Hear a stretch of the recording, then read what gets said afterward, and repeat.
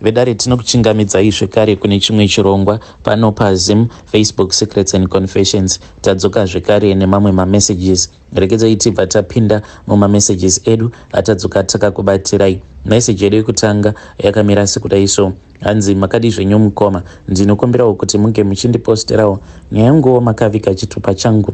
Saka inini mukoma, I just want to tell you everything that my parents do. Vabereki vangu vakaromba, even though I don't want to dwell that much pakuromba kwakaita vabereki vangu. Vabereki vangu ivo vanoshandisa hama dzavo kuti isusu tinge tichiita mari. We are all grown up and vabereki vangu zvavo vatochembera. We are the ones that are now running the day-to-day runnings of the business. So mukoma, ivo vabereki vangu vane imbwa dzavo. So these dogs, they are spiritual dogs. So what these dogs does is that dzinongoswera muswere wese wezuva dzichingoteverera hama dzababa vangu. So like if you are going to get a breakthrough, then imbwa dzedze dzinobva dzauya dzobva dzaudza baba. And my brother is the one also who is being taught kuti mushure mekunge imbwa dzedziya dzauya kuzoripota kuti kasikai munge muchiuya ndinge ndichikuudzai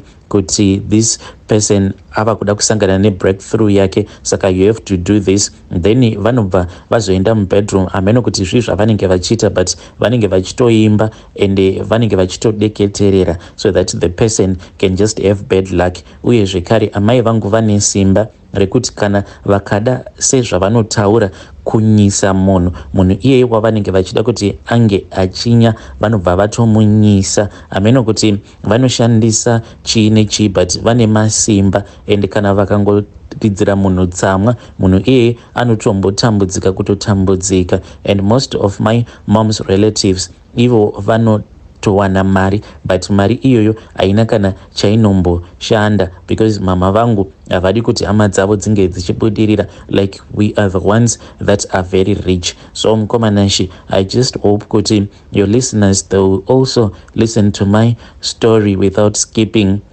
And vanonamata namatai avo vanobhilivha mukumwaya bute pasi ngavamwaye chaizvo, because these things, they are for real, and my parents, they are doing this. But if you see my dad, like my dad, yo baba vangu, you will never believe in mukoma kuti ivo vakatoromba.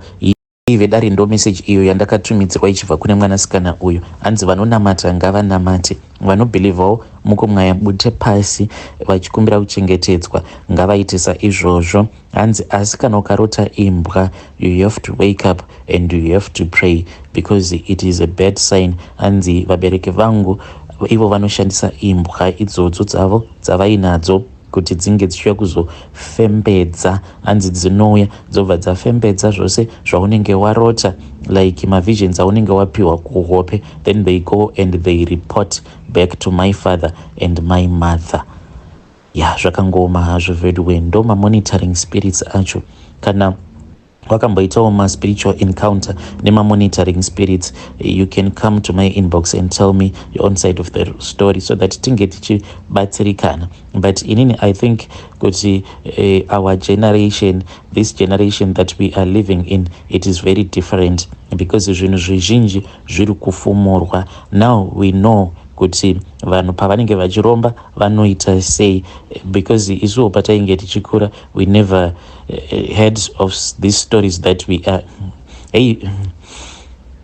Regedzai tibva taenda panyedu inotevera. Nyedu inotevera yakamira sekudai so. Hanzi makadi zvenyu mukoma, ndinokumbirawo kuti munge muchindiposterawo nyaya yangu makavika chitupa changu. Inini mukoma, ndakasangana nemurume wangu muno mumujoni, but patakazoenda kumusha kwavo muna December, ndikabva ndaona kuti ivo vatori varombo vekupedzisira. Zvino ndakati ndaona kuti iye murume wangu vabereki vake varombo vekupedzisira mukuzonotaura nemunengena wangu. In fact, ndakataura nemunengena wangu, then iyewo akabva azoudzawo amai vangu nehanzvadzi dzangu. kunoko hanzvadzi yangu ndo payakabva yazondidana ndokubva tazotanga kutaura paya. Tainge tichitotaura takati inini hanzvadzi yangu munin'ina wangu nemuroora. So ndo patakabva tazoita decision yekuti inini munhu uyu handisi kufanira kuti ndinge ndichimuzvarira. Mukomana achipamba pavo pane imwe nhamo, munoziva nhamo yekupedzisira. So I then made that decision yekuti munhu uyu handisi kuzomuzvarira. Zvaizvezvi chibereko ndakaita kusunga kuti shwi, but pose pandinenge ndiinaye ndinotonyepedzera kuita sekunge munhu ari kutodawo kutozvarira murume wake, but what he does not know is that inini hangu paari ndangogarirawo kungoti so far ndiye munhu ari kundichengeta, ende ndinodawo kuti iye ange achindichengeterawo vabereki vangu nekungomudya mari. Kushanda hangu akamboramba kuti ndinge ndichishanda, but now ndava kutomanikidza kushanda because I know kuti munhu uyu handimudi. Saka handidi situation yekuti mangwana paya kana tikazorambana ndobva ndazotanga kutambudzika. Saka ndiri kushanda ndichichengeta mari yangu. Aiwa, mari yangu ndinochengeta kubva zvatakabva kumusha muna January. Iko zvino zvimukoma kana ndikakuudzai kuti mari yandava nayo mukadhi rangu remukuru ndatova nemari that is close to 20,000 rands. Apa iye haana kana cent. Iye mari yaanoshanda ndiyo yatinongoshandisa kubhadhara mabills, uye zvekare ndo yatinoshandisa pakuchengeta vabereki vangu. Kana vari sevabereki vake haachatombovacheki because munhu ndakaita wekugara bhampa. Ndiyo secret yangu iyi mukoma. Vedare ndo message iyo yandakatumidzirwa ichibva kuna vanzvadzi vedu. Zvakangooma hazvo vedu we. Ngatitaurei naye mwanasikana uyu mucomment section.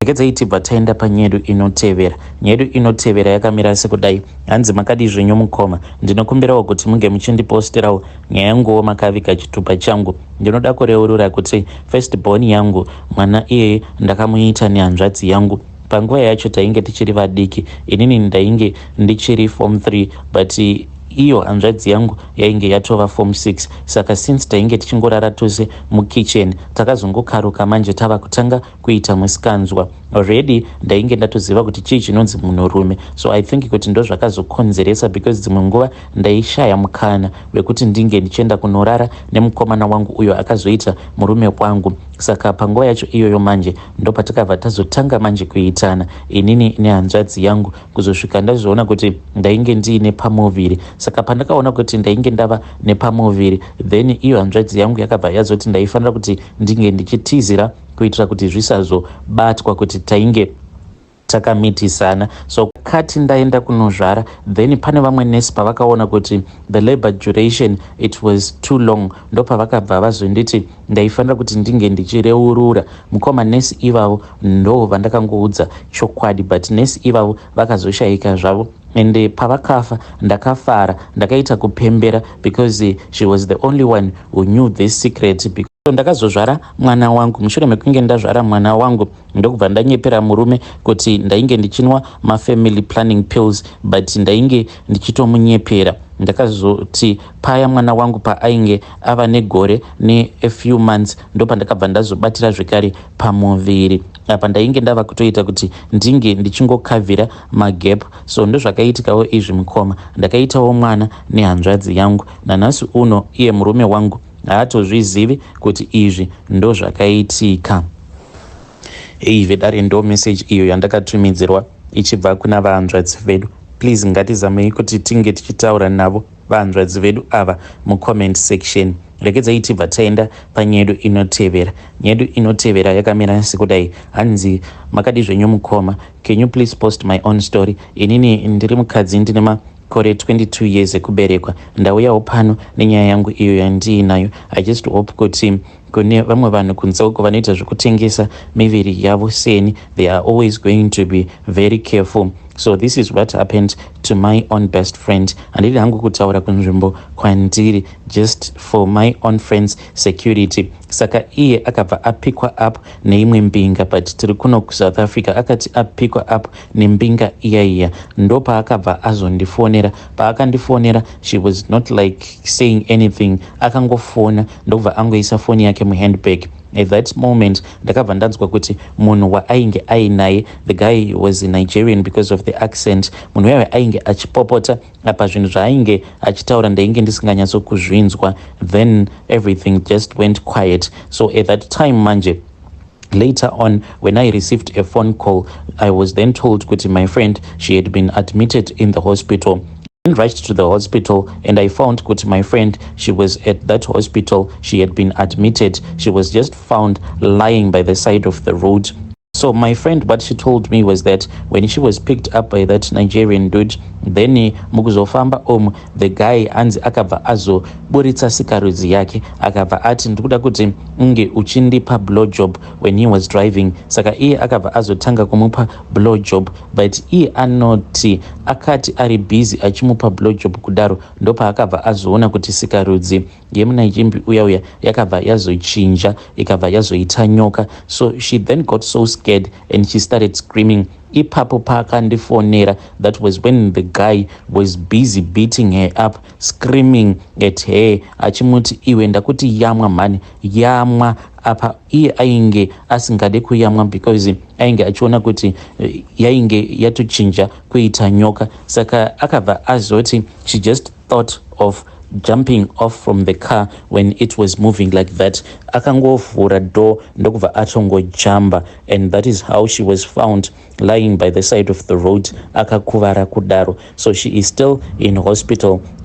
Munhu akangoya nezimotikari rake rinenge rakanaka akati anenge achida kundikecha, ndinobva ndaramba. Right now hangu ndiri kutongodhila neava vanouya vandinongokechesawo nema50 rand vandinoona kuti havana mari. Vedare ndo message iyo yandakatumidzirwa ichibva kuna vahanzvadzi vedu. Zvakangoma hazvo vedu we. Please ngatizamei kuti tinge tichitaura navo vahanzvadzi vedu ava mucomment section. Hanzi ndava kutya kukechewa nembinga. Regedzai tibva taenda panyedu inotevera. Nyedu inotevera yakamira sekudai. Hanzi makadi zvenyu mukoma, ndinokumbirawo kuti munge muchindiposterawo nyaya yangu makavika chitupa changu. So gogo vangu vainge vakaspoila sekuru ava vainge vari hanzvadzi yaamai vangu. Saka gogo vangu vainge vakaspoila zvisingaiti ivava vasekuru. Saka sekuru ava vaitozivikanwa kuti vaiba, but vaiwanzokuba zvinhu zvepamba vachibira gogo. But ivo gogo kunyange pavainzi muri kufanira kuti munge muchienda kunosungisa mwana wenyu, gogo vaibva vatanga kuchema vachiti musiyei mwana wangu. Saka sekuru ava vakazoba panext door. Saka gogo vakabva vazotenga mapurisa aya akabva azouya vakazotora statement vakabva vati vachadzoka. Nyaya iyaya ikabva yazotsikwa. Saka vaiva vekubirwa takazonzwa kuti vakazoenda kun'anga, but vakaenda kuMozambique because vakatomboita nguva vasipo vachida kudzosa zvinhu zvavo zvavainge vakabirwa nasekuru. Saka sekuru vakazoponda musikana uyo wavainge vachidanana naye. Vakangomuka ndokubva vatoenda vakatonotora banga vakatodzoka vakatongobaya munhu. Saka sekuru vakabva vazosungwa. Zvino sekuru vakati vasungwa, but still gogo ivo vainge vasingatombooni sekunge sekuru ndo vainge vari wrong. Vakatotanga kutoblema mweya yetsvina. Saka gogo vakabva vazotanga kufamba vachiti mwana wangu ndikuda kuti ange achibuda mujeri. Mwana wangu haazviiti kuti ange achingoramba akagara mujeri, anofanira kubuda mujeri. Saka gogo manje vakazoudzwa nen'anga yavo ikoko kwacho kwavakaenda, but vakatoenda nana mama vakati vaenda kuya then vakazonzi vaifanira kuti vange vachizozora tsvina. But amai vangu ndivo vega vakaramba, but mamwe masisters amama vakabvuma vakabva vazoenda kucourt vakazora tsvina iya vachiita kunowa, vakazora tsvina kufesi kwavo kuitira kuti sekuru vange vachizobuda mujeri. Zveshuwa sekuru vakabva vazobuda mujeri, but sekuru ava mukoma vakazozvisungirira mushure mekunge vatanga kuti vainge vachiona chipoko, vachiti vari kuona chipoko chemusikana wavo uya wavainge vakaponda. So one day takati tibva kuchechi ndopa takabva tazoona ivo sekuru vakazvisungirira vainge vakomita suicide. Kubva musi iwoyo kusvika pari zvino gogo vangu vachiri kupenga. Vanoti kana vakaita tsvina paya, kana vapedza kuita tsvina vanobva vazotora chibhaketi vobva vatanga kukanyanisa tsvina iyaiya nemvura vobva vatanga kuzvizora. Vanozvizora muviri wavo wose netsvina yacho iyoyo, asi zvakangotanga ipapo sekuru pavakakomita suicide. Hei vedari, ndo meseji iyo yandakatumidzirwa ichibva kuna vanzvadzi vedu. Zvakangoma hazvo vedu we. Please ngatizamei kuti tinge tichitaura navo mucomment section. Ndegedzai tibva taenda panyedu inotevera. Nyedu inotevera yakamira sekudai so. Hanzi makadi zvenyu mukoma, ndinokumbirawo kuti munge muchindiposterawo nyaya yanguwo makaviga chitupa changu. Pamba pedu tinoti kana pakauya vaenzi usiku hwacho tinobva taenda pagowa ragogo tobva tazonosiya shereni, then kana muenzi uya ava kuenda tinobva tazonobvisa shereni riya. Baba vangu mumhuri ndivo vega vasara, saka hama dzose dzinenge dzanyanyisa kutambudzika dzinouya pamba pedu nekuti ivo baba vane mari yakawanda. Baba vangu ivo vane magaraji, ivo ndimakanika. Mazuva kana pamba kana paine veukama kumagaraji kwavo uko vanenge vaine macustomers akawanda, ende izvezvizvi vakatobva mukuvhura shop. Isu hedu tigere kumaruzevha, but pamba pedu kana ukasvikapo unotofungidzira kutoti maybe watova mutauni kumadheudheu nekuti hapana chisipo pamba pedu. Ei vedare, ndo meseji iyo yandakatumidzirwa ichibva kuna vanzvadzi vedu avo. Please ngatizamei kuti tinge tichitaura navo vanzvadzi vedu mucomment section. Hey, zvakangoma hazvo vedu we. Strange things indeed they do happen in this world. Apa unenge uchiti reke ndimboenda kumba kwabanguru ndinge ndichimbonotaura nabanguru because ndanyanyisa kutambudzika. But uchisvikapo munhu anenge atori neshereni rake raanoenda kunoisa pamusoro peguva. Zvakangoma hazvo vedu we.